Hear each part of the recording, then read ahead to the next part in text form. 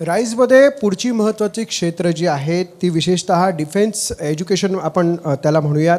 त्याचबरोबर health care overall industry जी आहे त्याविषयी आपण चर्चा करणार आहोत आणि बांधकाम जे तुमच्या माझ्याशी नेहमी संबंधित असतं आणि त्यासाठी आपल्याकडे आज मान्यवर आले आहेत. मी केदार रहाणे सरांकडनं सुरुवात करू इच्छितो कारण शिक्षण हा आपल्या प्रत्येक गोष्टीचा पाया आहे असं म्हणायला हरकत नाही. आणि केदार रहाणे हे स्वतः डिफेन्स करिअर अकादमीचे संचालक आहेत. सर, मराठवाड्यातील विद्यार्थ्यांसाठी मी स्पेसिफिक तुम्हाला प्रश्न विचारतो आहे की मराठवाड्यातील विद्यार्थ्यांसाठी काय करायला पाहिजे की जेणेकरून त्यांचा सर्वांगीण विकास होईल. आपण जो प्रश्न विचारला की मराठवाड्यातील विद्यार्थी कोणत्याही देशाचा किंवा समाजाचा विकास हा शिक्षणातून होतो आणि नक्कीच विशेषतः डिफेन्सबद्दल सांगू इच्छितो की 2016ला माननीय स्वर्गीय संरक्षण मंत्री पर्रिकर साहेबांनी एक रिपोर्ट प्रोड्यूस केला होता की 2016मध्ये साधारणतः 11,000 अधिकारीची कमतरता होती आणि ती 2025पर्यंत जी 18% कमतरता होती ती 12% करण्यात येईल अशा प्रकारचा प्रोग्राम बनवला होता. पण अजूनही त्या पद्धतीत खूप काही बदल झालेला नाही. विशेष सांगायचं म्हणजे आपल्या महाराष्ट्राचं आणि मराठवाड्यातलं आपला महाराष्ट्र हा शूरवीर संतभूमी आहे. परंतु एक गोष्ट सांगू इच्छितो की आपल्याला सगळ्यांना अभिमान वाटेल अशा संस्था आपल्या महाराष्ट्रात आपल्या राज्यात आहे ती म्हणजे national defence academy Khadakwasla Pune, त्याशिवाय arm force medical college Pune, INS Shivaji Pune. तर अशा राष्ट्रीय स्तरावरच्या मोठमोठ्या संस्था असून आपण जर महाराष्ट्राचा विचार केला तर आपण 8व्या ते 9व्या क्रमांकावर जातो. म्हणजे महाराष्ट्राचा जो टक्का आहे संरक्षण दलामध्ये हा 8व्या क्रमांकावर जातो आणि तो टक्का वाढवावा या दृष्टिकोनातूनच 2009मध्ये एक मिशन घेऊन डिफेन्स करिअर अकॅडमीची स्थापना झाली आणि आज मला अभिमान वाटतो 2000पेक्षा जास्त विद्यार्थी भारत मातेच्या संरक्षणासाठी army, navy, air force, paramilitary force याशिवाय इतर जे क्षेत्र आहेत इंजिनिअरिंग असेल, मेडिकल असेल, या ठिकाणी आज DCAचा विद्यार्थी आज अभिमानानं त्या ठिकाणी देशाची सेवा करतो आहे. इस्रायल या देशामध्ये साधारणतः प्रत्येक नागरिकाला किमान 3 वर्ष त्या ठिकाणी आपली सेवा ही संरक्षणासाठी द्यावी लागते. तर अशाच प्रकारचं एक चांगलं एज्युकेशन, डिफेन्स एज्युकेशन हे देण्यात यावं अशी भूमिका आपल्या माध्यमातून मी मांडू इच्छितो. विषय पुढचा जो आहे तो थोडासा आपण हेल्थ केअरच्या संदर्भात आता करतो आहोत की राष्ट्रीय आरोग्य धोरण 1983मध्ये जिला मान्यता मिळाली त्या सार्वजनिक आरोग्य सेवेचा वापर हा देशातील साधारणतः 40%च लोक जेमतेम घेतात. हेल्थ केअर क्षेत्रामधले बदल जे आहेत ते कोणते होताना दिसतात? आता हेल्थ केअर सेक्टरमध्ये आमूलाग्र बदल होत आहे, गरज पण बदलत आहे. अगोदरच्या काळामध्ये जे डायरिया, निमोनिया, मलेरिया यामुळे होणाऱ्या ज्या मृत्यूचं प्रमाण आहे ते बऱ्याच प्रमाणामध्ये आपण कमी करण्यामध्ये यश ऑलरेडी प्राप्त केलेलं आहे. आणि जसं बालमृत्यूदर किंवा माता मृत्यूदर यामध्ये जर आपण पाहिलं तर आपण एका स्टॅग्नन्सीला येऊन थांबलेले आहोत. आता त्याच्या पुढे जाण्याची गरज आहे. सुरुवातीला हेल्थ केअर अवेलेबिलिटी म्हणजे ती स्वस्तात किंवा फ्रीमध्ये, मोफतमध्ये मिळणे हे एक प्रायोरिटी होती. पण आता चांगली हेल्थ केअर आणि प्रिसाईज ट्रीटमेंट्स याला जास्त महत्त्व दिलं जात आहे. त्यामुळं भविष्य हे स्मार्ट हॉस्पिटल्स आहे, भविष्य हे प्रिसाईज ट्रीटमेंट्स आहे. आता गव्हर्नमेंटसुद्धा NABHच्या माध्यमातून हॉस्पिटल्सची एक मानांकन जे आतापर्यंत नव्हतं ते आता अस्तित्वात आहे, जेणेकरून पेशंट सेफ्टी हे जास्त प्राधान्याने पाहिले जात आहे. त्यामुळे आता येणारे जे हॉस्पिटल्स आहेत, येणारे जे नवीन प्रकल्प आहेत हे एक स्मार्ट हॉस्पिटल्स असले पाहिजेत. आम्हीसुद्धा आमच्या हॉस्पिटल्समध्ये मला अभिमानाने सांगावं असं वाटतं की भारतामधलं पहिलं mother and child hospital chain आहे जी आम्ही बॉर्निओ म्हणून पूर्ण भारतभर विस्तार करत आहोत. हे एक स्मार्ट हॉस्पिटल प्रणाली आहे. यामध्ये आम्ही भारतात पहिल्यांदा क्लाउड ICU ही एक पद्धत आम्ही लॉन्च केली आहे, ज्यामध्ये रडारद्वारे एक थर्ड आय पेशंटला मॉनिटर करत असतो. थर्ड आय याच्यासाठी की डॉक्टर नर्ससोबत अजून एक तिसरा आय जो क्लाउडद्वारे मॉनिटर करतो आणि सेंट्रल काउन्सिलवरती आम्ही औरंगाबादवरून पूर्ण भारत देशातले जे हॉस्पिटल्स आहेत ते मॉनिटर करतो. त्यामुळं जे पेशंटची होणारी जी ट्रीटमेंट आहे त्याच्यामध्ये खूप प्रिसिजन आणि एक स्टँडर्डायझेशन येतं आपण पाहतोय की आता रोबोटिक सर्जरीला जास्त महत्त्व येत आहे, कारण कॉम्प्युटर्स हे माणसापेक्षाही अधिक हुशार होत आहेत, कारण माणसाला भावना आहेत, मशीनला भावना नाही आहेत. त्यामुळे आर्टिफिशियल इंटेलिजन्स, मशीन लर्निंग हे आता येणाऱ्या काळामध्ये हॉस्पिटल्समध्ये खूप महत्त्वाचं ठरणार आहे. कोविडमध्ये सगळ्यांना जाणीव झाली, खास करून सरकारला पण जाणीव झाली की या क्षेत्रामधला, खास करून हेल्थकेअरमधला जो स्किल्ड मॅनपॉवर आहे तो फार कमी प्रमाणात आहे. आजही आपल्याला 30% अजून जास्त नर्सेसची गरज आहे. डॉक्टर पेशंट रेशो हा फार भारतातला कमी आहे. अवेलेबिलिटी ऑफ बेड्स ही अजून खूप कमी आहे. तर ह्या गोष्टींची पूर्तता करण्यासाठी लागणारा जो मॅनपॉवर आहे त्यासाठी सरकारद्वारे जे प्रयत्न केले जातात NSDC, NAPS मार्फत, त्यातून आता स्किल्ड मॅनपॉवर डेव्हलप होत आहे आणि सरकारचं पण याच्याकडे लक्ष आहे. आम्ही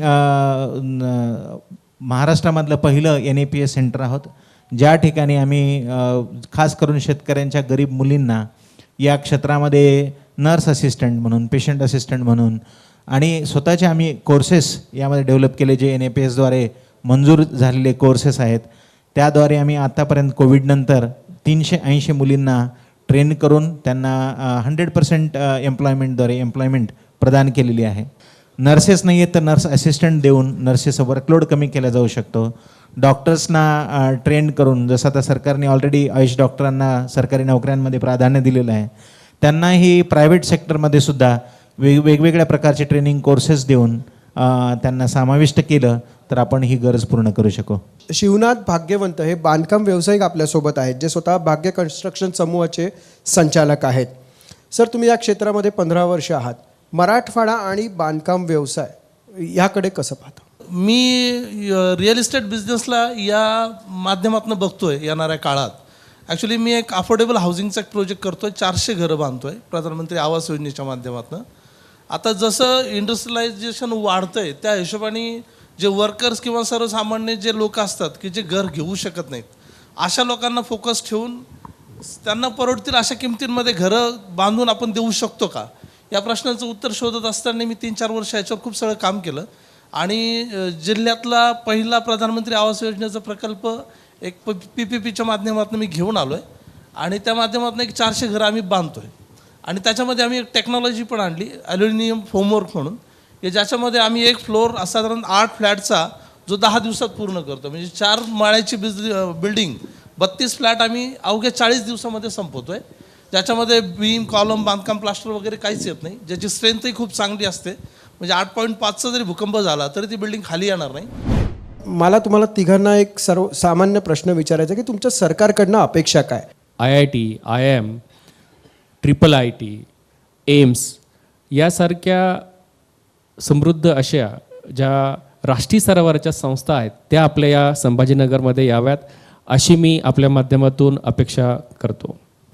डॉक्टर संतोष, आपण जर मृत्यूचं प्रमाण, बालमृत्यू किंवा माता मृत्यूचं प्रमाण जर पाहिलं तर हे आहे ते खेड्यांमध्ये आणि ते गरीब घरांमध्ये. आणि ते जर कमी करायचं असेल, खऱ्या अर्थाने जर त्याच्यावरती आपल्याला मात करायची असेल तर आपल्याला एक हब अँड स्पोक मॉडेलची गरज आहे.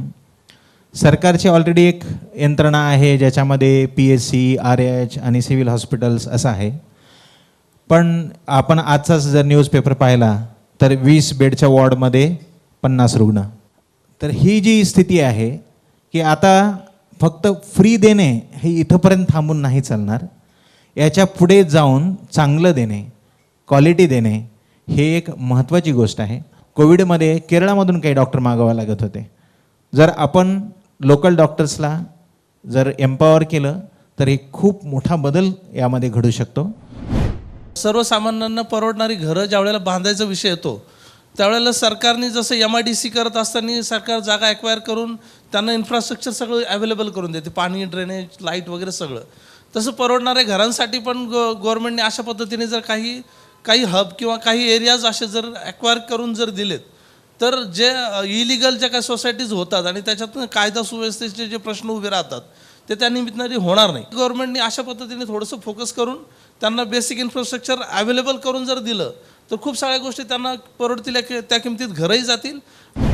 उद्योग हे एक क्षेत्र आहे आणि उद्योगाच्या वाढीसाठी जे काही सर्वांगीण विकास गरजेचे आहेत, जसं शिक्षण असेल किंवा इतर जे आपण कृषी क्षेत्राबद्दलचा उल्लेख केला, तर ह्या गोष्टी सरकारने व्यवस्थितरित्या पुरवाव्यात. नुसते प्रोजेक्ट्स आणले, त्याच्या घोषणा केल्या, त्याची अंमलबजावणी कधीतरी त्रुटी राहतात, पण ह्या गोष्टी न पाहता सर्वांगीण विकास, उद्योगाचा सर्वांगीण विकास करणं हेच महत्त्वाचं हे या माध्यमातून नक्कीच सांगावं असं वाटतं. आपण तिघही मान्यवर इथे आलात त्याबद्दल आपले धन्यवाद. धन्यवाद. आणि आता मी आमंत्रित करते चाटे होमिओपॅथीचे संचालक डॉक्टर चाटे यांना की त्यांनी मंचावर यावं. आमचे प्रायोजक आणि पॅनलिस्ट यांचे आपण आता आभार मानणार आहोत.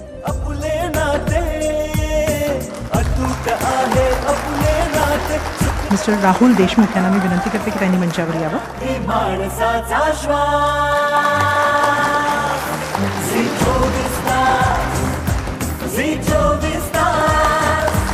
आयकॉन स्टीलचे डायरेक्टर मिस्टर दिनेश राठी यांना विनंती की त्यांनी मंचावर यावं.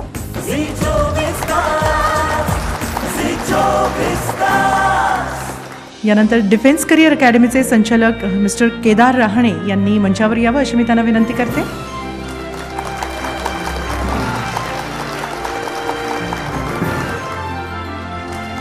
भाग्य कन्स्ट्रक्शन समूहाचे संचालक मिस्टर शिवनाथ भाग्यवंत यांना विनंती करते की त्यांनी मंचावर यावं.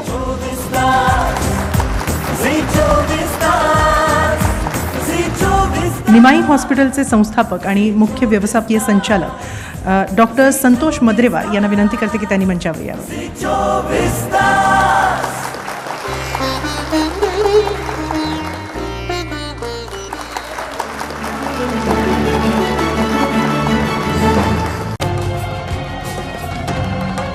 छत्रपतींचा विचार म्हणजे